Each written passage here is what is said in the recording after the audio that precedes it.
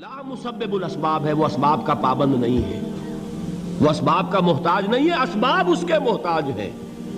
اگر یہ یقین ہے تو اللہ پر ایمان ہے، یہ نہیں ہے تو تمہارا ایمان اسباب پر ہے، وسائل پر ہے، ذرائع پر ہے، مادیات پر ہے، اللہ پر نہیں۔ اس وقت کہاں راستہ تھا؟ کوئی راستہ تھا؟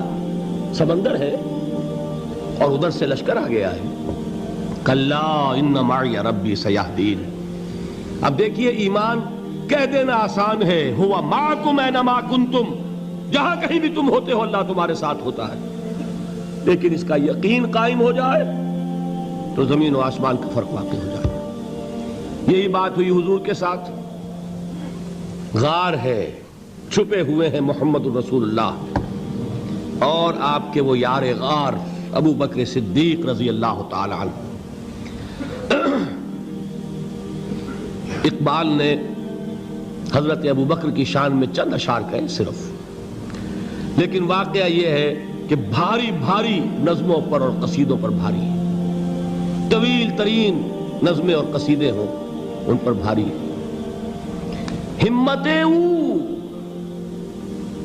ابو بکر کی ہمت جو ہے، کشت ملت را جو ابر، جیسے بارش سے کھیتی اپجتی ہے، ابو بکر کی ہمت اور عزیمت اس امت کو اسی طرح سینچنے والی ہے۔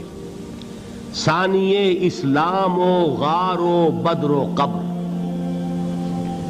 وہ دوسرے تھے اسلام میں، دوسرے پہلے کون تھے؟ انا اول المومنین، حضور فرماتے سب سے پہلا ایمان لانے والا میں، دوسرے ابو بکر۔ ویسے ہمارے ہاں یہ چلتا ہے اختلاف، حضرت علی پہلے ہیں کہ حضرت ابو بکر پہلے ہیں، لیکن اس میں بڑی خوبصورت تطبیق قائم کی ہے علماء نے اور بہت صحیح ہے۔ چار کے بارے میں فیصلہ ہی مت کرو کہ کون پہلے ہے، ان کی ایک عجیب تقسیم کر دی ہے۔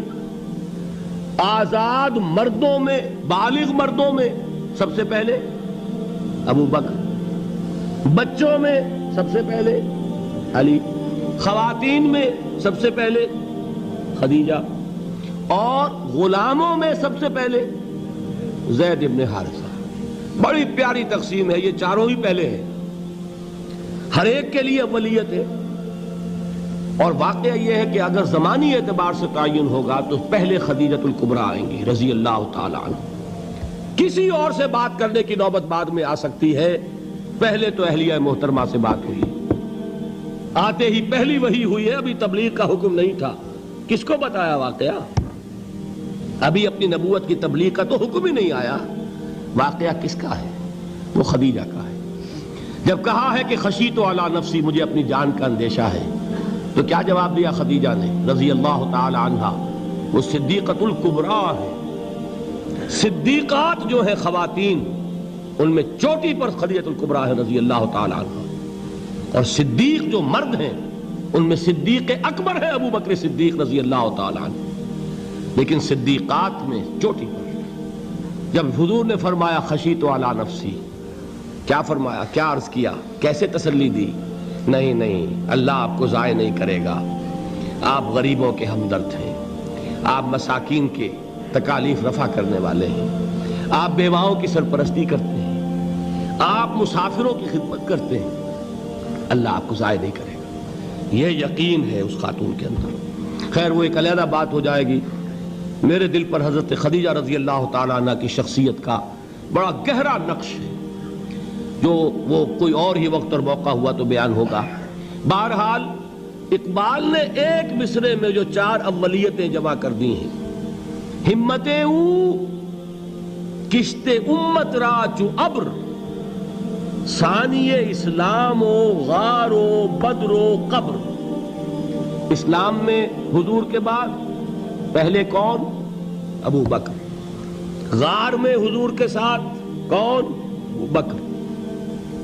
بدر کی رات اللہ کا رسول سربسجود، وہ جھاڑ، وہ گھاس پھوس کی جو جھوپڑی بنائی گئی تھی، اور وہاں تلوار ننگی لے کر پہرا دینے والا کون؟ ابو بکر۔ اور اس حجرہ عائشہ میں محمد کے بعد سب سے پہلے دفن ہونے والا کون؟ ابو بکر رضی اللہ تعالی عنہ صلی اللہ علیہ وسلم۔ وہ جو معاملہ میں سنا رہا تھا غار ثور کا، حضرت ابو بکر بھی حضور کے خیال سے لرز گئے ہیں. آپ کو یاد ہوگا کہ جا کر پہلے تمام جتنے سوراخ تھے انہیں بند کیا ہے. ایک سوراخ رہ گیا تھا جس کو بند کرنے کے لیے کوئی کپڑا نہیں تھا. وہاں اپنی ایڑی رکھی ہے. تب کہا ہے حضور سے تشریف لائیے, اور اپنے زانو پر حضور کو لٹایا ہے. اور وہاں کسی موذی جانور نے کاٹا ہے. حضور کی آنکھ لگ گئی تھی. اس وقت اس بل کے اندر جو بھی بچھو ہے کیا ہے واللہ عالم, اس نے کاٹا ہے. اس کی تکلیف کی وجہ سے ابو بکر کی آنکھوں سے آنسو ٹپک گئے. حضور کے چہرے مبارک پر پڑے ہیں تو حضور جاگے ہیں, معاملہ کیا ہے. ایڑی نہیں ہٹائی وہاں سے, مبادا وہ جانور وہاں سے نکل کر محمد الرسول اللہ کو کوئی گزن پہنچا دے.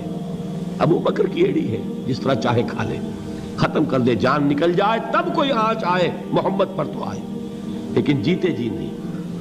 وہ ہے ابو بکر. حضور کے خیال سے اس وقت حضور نے پھر اپنا لعاب دہن لگایا ہے, اور اس سے پھر آپ کی تکلیف ختم ہوئی. جیسے خیبر میں حضرت علی کی آنکھ دکھ رہی تھی, اس کو جو شفا حاصل ہوئی ہے وہ بھی حضور کے لعاب دہن سے ہوئی. تو بہرحال اس وقت انہوں نے کہا ہے کہ اے نبی یا رسول اللہ, اگر اس وقت ان میں سے کسی نے غیر ارادی طور پر بھی اپنے قدموں کی طرف جھانک لیا تو پکڑے جائیں گے. کیا جواب تھا اللہ کے رسول کا؟ لا تحزن ان اللہ معنا. اللہ ہمارے ساتھ ہے, کیوں گھبراتے ہو ابو بکر. یہ ہے ایمان باللہ, میرا مالک اللہ, میرا رازق اللہ, میرا محافظ اللہ, میرا مددگار اللہ, میرا پشت پناہ اللہ, میرا دوست اللہ. یہ دوستی ہے اللہ کی جو لب لباب ہے, حاصل ہے ایمان کا. اسی کا نام ولایت ہے. اولیاء اللہ کے سروں پر سینگ نہیں ہوتے. جس کے دل میں ایمان راسخ ہو چکا ہو وہی اللہ کا ولی ہے. جسے اللہ پر یقین ہو چکا ہے وہی اللہ کا ولی ہے. جسے یقین ہے اللہ میرے ساتھ ہے, میرا مددگار, میرا پشت پناہ, میرا ساتھی, میرا دوست, میرا محبوب, میرا محب. اللہ اہل ایمان سے محبت کرتا ہے. واللہ یحب الصادقین. ان اللہ یحب الذین یقاتلون فی سبیلہ صفا کانہم بنیان مرصوص. اللہ محبت کرنے والا, اہل ایمان محبوب, اور اہل ایمان محبت کرنے والے اللہ محبوب. والذین آمنوا اشد حبا للہ. آپ تصور کیجئے جسے یہ رشتہ ایمان یا رشتہ ولایت حاصل ہو جائے, الا ان اولیاء اللہ لا خوف علیہم ولا هم یحزنون. آگاہ ہو جاؤ, اللہ کے دوستوں کے لیے نہ کوئی خوف ہے نہ کوئی حزن ہے. اور میں بیان کر چکا تھا, خوف اور حزن کے خاتمے ہی کا نام امن ہے. زوال خوف, زوال حزن. یہ خوف اور حزن کیوں آتے ہیں بار بار؟ اللہ تخافوا ولا تحزنوا, دونوں آ گئے. الا ان اولیاء اللہ لا خوف علیہم ولا هم یحزنون, پھر وہی دو. وہ کیوں ہے؟ خوف ہوتا ہے کسی مستقبل کی بات کا, یہ نہ ہو جائے, وہ نہ ہو جائے, یہ نقصان نہ پہنچ جائے, یہ تکلیف نہ ہو, یہ غضب نہ آ جائے. خوف ہے مستقبل سے. حزن ہے یہ کیوں ہوا, یہ نہیں ہونا چاہیے تھا, یہ میرا فلاں چیز میرے ہاتھ سے جاتی رہی ہے, فلاں موقع نکل گیا, اب بیٹھے ہوئے ہیں اندر ہی اندر کڑ رہے ہیں, صدمہ ہے اور رنج ہے. اور جو اللہ پر ایمان رکھتا ہے وہ جانتا ہے ما اصاب من مصیبت فی الارض ولا فی انفسکم الا فی کتاب من قبل ان نبرأها ان ذلک علی اللہ یسیر لکی لا تعصوا علی ما فاتکم ولا تفرحوا بما آتاکم واللہ لا يحب كل مختال فخور. اس زمین میں یا تمہاری جانوں میں کوئی تکلیف, کوئی مصیبت نہیں آ سکتی سوائے اس کے کہ جو اللہ نے لکھ دی ہو, اس سے پہلے کہ وہ ظاہر ہو. جس کو یہ حقیقت معلوم ہو گئی اس کو یہ طرز عمل اختیار کرنا چاہیے. جو چیز چھن جائے, جاتی رہے, چھوٹ جائے, اس پر افسوس نہ کرو. کس نے چھینی؟ دوست نے. دوست کے فیصلے پر شکایت. دوستی کو بٹا لگا رہے ہو, سرے تسلیم خم ہے جو مزاج یار میں آئے. اگر دوستی ہے تو پھر تو تمہیں گردن جھکانی چاہیے کہ ہر چہ ساقی ماریخت عین الطافست, جو بھی میرا ساقی میرے پیالے میں ڈال دے اس کا کرم ہے. جو اس کی طرف سے آئے اس پر کوئی رنج نہیں, کوئی صدمہ نہیں, کوئی غم نہیں, کوئی شکایت نہیں, کوئی شکوہ نہیں. اور جو ہوگا وہ اس کے اذن کے بغیر نہیں ہوگا, اور اس کا اذن ہوگا تو یقیناً میرے لیے خیر ہی خیر ہے, چاہے وہ ناگوار شے ہو. بظاہر مجھے اچھی نہ لگ رہی ہو، میری شارٹ سائٹڈنس میں مجھے وہ نظر آ رہی ہے کہ میرے لیے بری ہے، لیکن قرآن نے کہا ہے عسیٰ ان تکرہوا شیئا وہو خیر لکم وعسیٰ ان تحبوا شیئا وہو شر لکم واللہ یعلم وانتم لا تعلمون۔ ہو سکتا ہے تم کسی چیز کو ناپسند کرو، درحال ہے کہ اسی میں تمہارا خیر ہو، اور ہو سکتا ہے تم کسی چیز کو پسند کرو، درحال ہے کہ اس میں تمہارا شر ہو۔ اللہ جانتا ہے، تم نہیں جانتے۔